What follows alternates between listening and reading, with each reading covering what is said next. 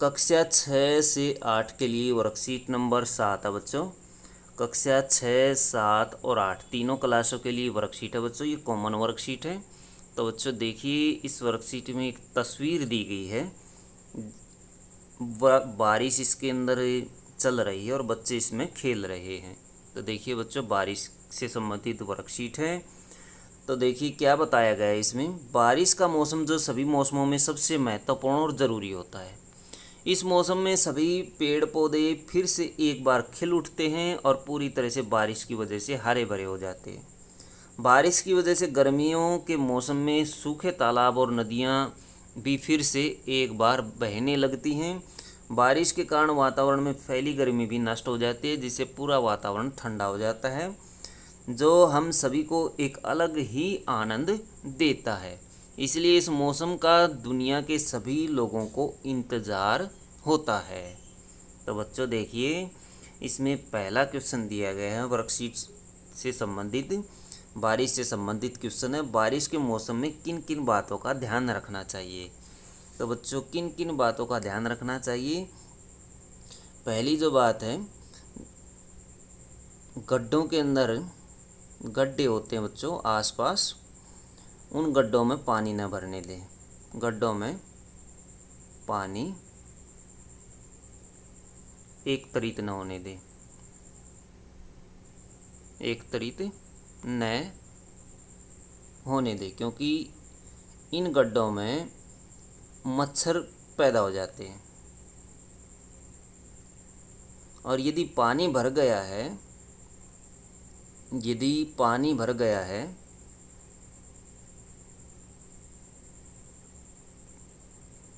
पानी भर गया है तो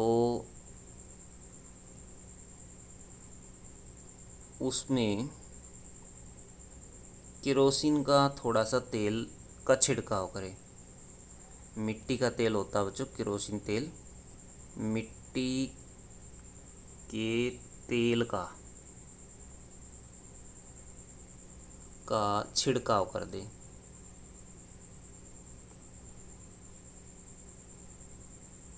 छिड़काव कर दे।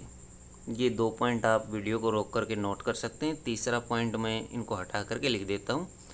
पॉइंट नंबर 3, मच्छर ज़्यादा हो जाते हैं तो घरों में खिड़कियाँ और दरवाजे होते हैं, उन पर जाली का प्रयोग करना चाहिए। खिड़कियों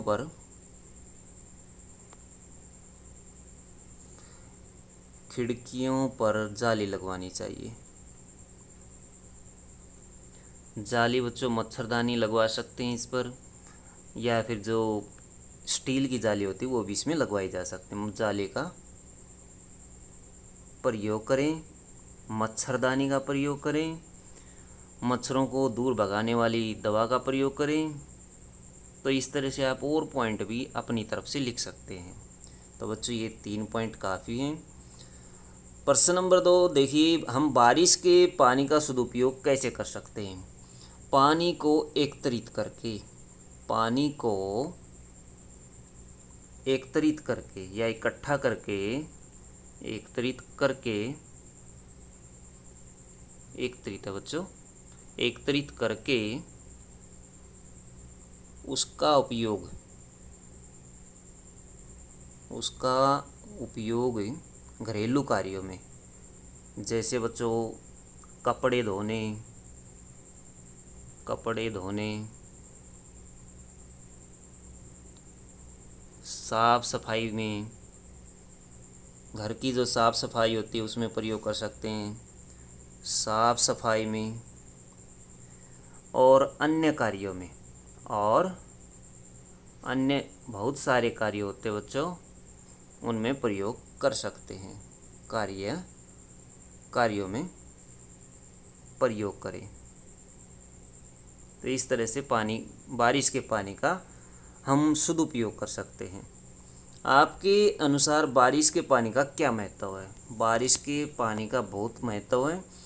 जिन क्षेत्रों में पानी की कमी है,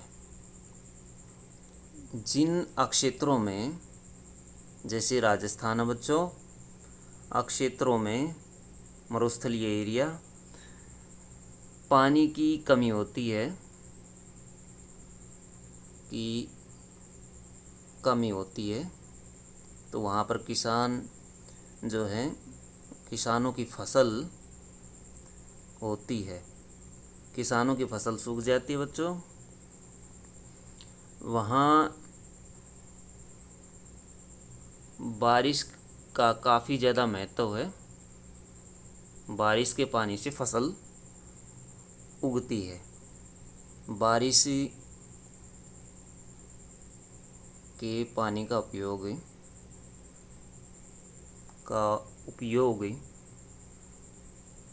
पीने के लिए, फसल के लिए, फसल की सिंचाई के लिए, फसल की सिंचाई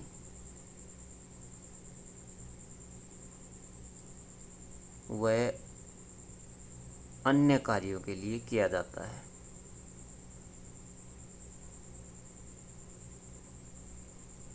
अन्य कार्यों में महत्वपूर्ण है, तो आप ये लिख सकते हैं बच्चों, महत्वपूर्ण है।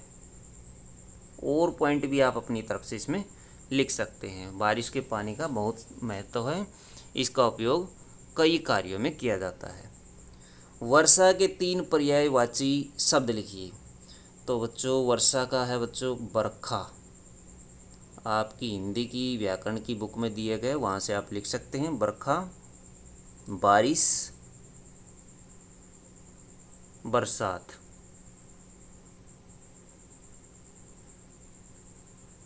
तो ये 3 पॉइंट हमने लिख दिए। क्वेश्चन नंबर 5 देखिए, हमें पानी कहाँ कहाँ से प्राप्त होता है, पानी के 3 स्रोत लिखिए। जैसे तालाब, तालाब बच्चों झील भी इसमें आती है, कुएं भी इसमें आते हैं। जो प्राथमिक स्तर पर आपके आसपास है वो आप लिख सकते हैं। मैंने इसमें कई स्रोत लिख दिए हैं। जैसे हैंड पंप भी होता है बच्चों, हैंड पंप अंडरग्राउंड वाटर होता है जो हैंड पंप के माध्यम से निकाला जाता है, हैंड पंप। और नदियाँ होती है बच्चों, वो लिख सकते हैं।